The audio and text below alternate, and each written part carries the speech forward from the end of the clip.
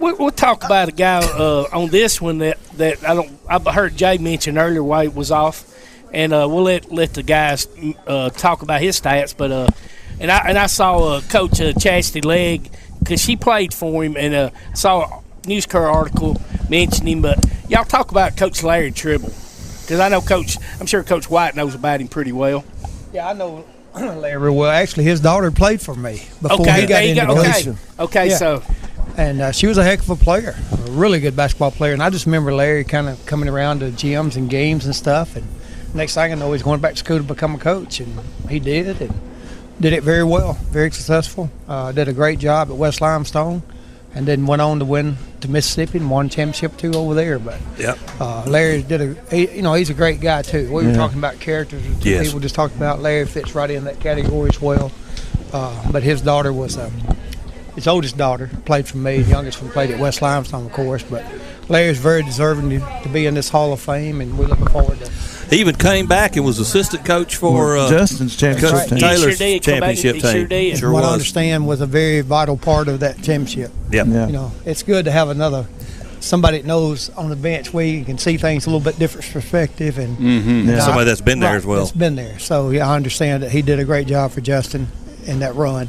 And Larry's daddy was a RC Cola man. That's right. Really? Yeah, he used to deliver RC Colas around town. Man, that's a prestigious position right there. We ought to put him in the Hall of Fame. Back when the RC Cola was good. RC and the Moon Pies. I was going to say, Moon Pie and RC, buddy. Hey, it'd have been a shoe-in if it had Moon Pies go to the Absolutely, you double trouble right there. Unanimous. You know, the thing that impressed me so much, and I don't know Coach Tribble, I know him, but I don't know him well, is just the article in the paper that ran here a couple of days ago, just the humility.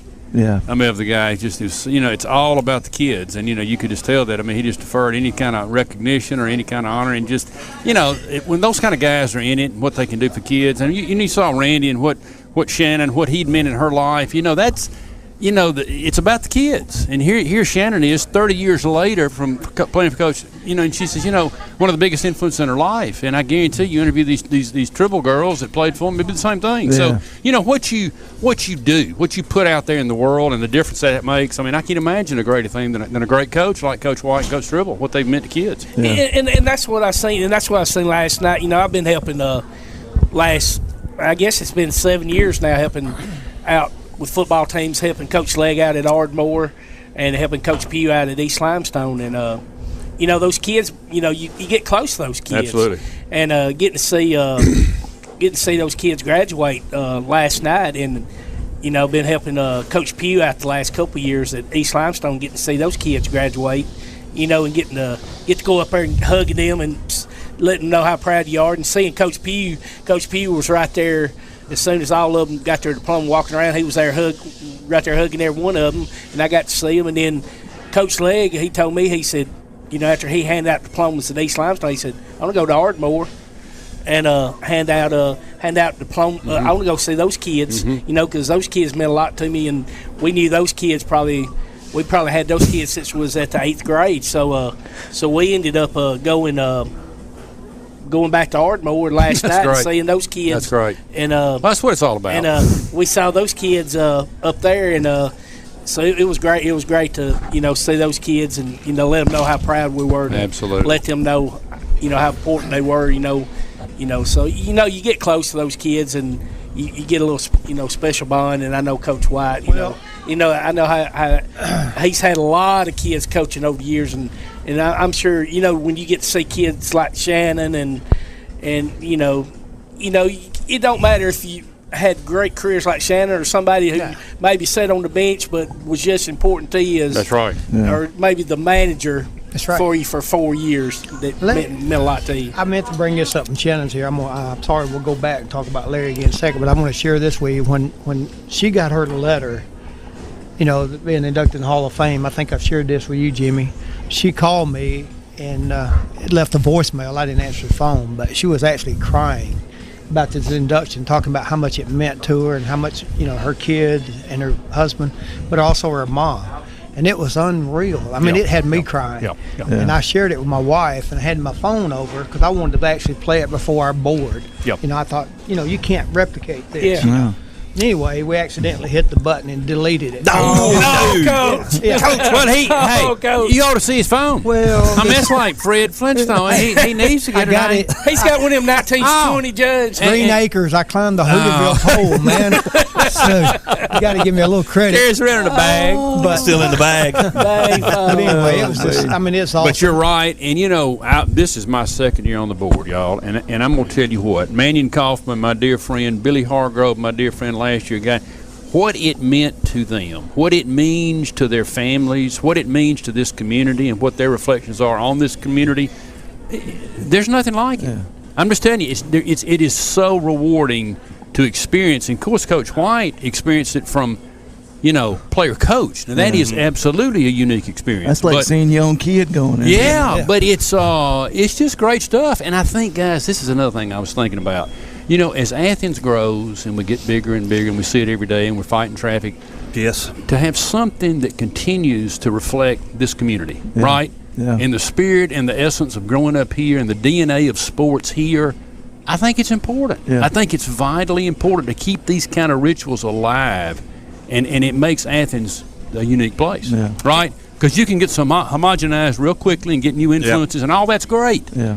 But I think to honor athletes and coaches and people man, when I grew up, I worshiped these guys, right? Yeah. These athletes, it was the biggest thing in the world to me. And so that's still going on, and we perpetuate that, I think, through what we're doing in this Hall of Fame. And what we mentioned, we had Coach Clint Legg on last week, and he mentioned this. I mean, talking about people getting excited when I remember when his dad Bill Legg got in. Man, that was you talking about. I mean, he told me and Jay. I know he had tears in his eyes. Yes, he was excited when that day he got up and led that speech. It just tore that's him another to example of what I'm talking about. My father grew up. His best friend growing up was Bill Legg. Yeah. They played high school football together. Exactly. My daddy loved Bill Legg. When he got in that Hall of Fame, it touched me, and that's what I'm saying. That's that fiber that connects us, right? Yeah. So it's just great stuff. And that's what and Clint talked about it the other day. You talk about excitement, people tears in their eyes and excited, and that's what I'm hoping that these folks that have in the past have been elected will come back. That's correct. And be a part of this, because this is important. Let's keep this thing going. Right. Don't just say, okay, I got elected 3 or 4 years ago. I'm just gonna. I'm not going to come back. Continue to be a part of this. And we work to perpetuate that, don't we, Coach? Well, we do, and that's we send out the letters and the tickets and all the things that we work at. Past inductees get a free ticket. Yeah, exactly. Right. Yeah. So we get that, and that's a great message, though. It really is. But having said that, and reiterating what Jimmy just said, sometimes it's hard to get them to come back. But people like Clint, who understands it, even though he was representing his dad, and his dad's in. We need Clint there. Yeah, that's right. Absolutely. And I think he's going to do. Right. Even though his daughters play softball now, he's going to do his best to be there. And I mean, I know it's sometimes you get caught up and you're really busy, but like Jimmy and we were all saying, it's a special time, and past inductees is going to make this. That's right. They're going to talk it up. That's exactly like right. You were talking about, and. And we need them to come back, and I don't know what else to do other than give them a free ticket and go pick them up. That we can get them. But we get an Uber driver. I will. I mean, if we need to, we'll go pick them up. What was cool for me is I didn't even know John Hanna's daddy played at West Limestone. Right. I know. Yeah. I know. That just blew my mind. Absolutely. Yeah. Hey, guys, let's talk about this on the other side. We got to take a quick break. Keep the conversation going. Keep your stories going. We're live here at Applebee's Tailgate Talk. We'll be right back.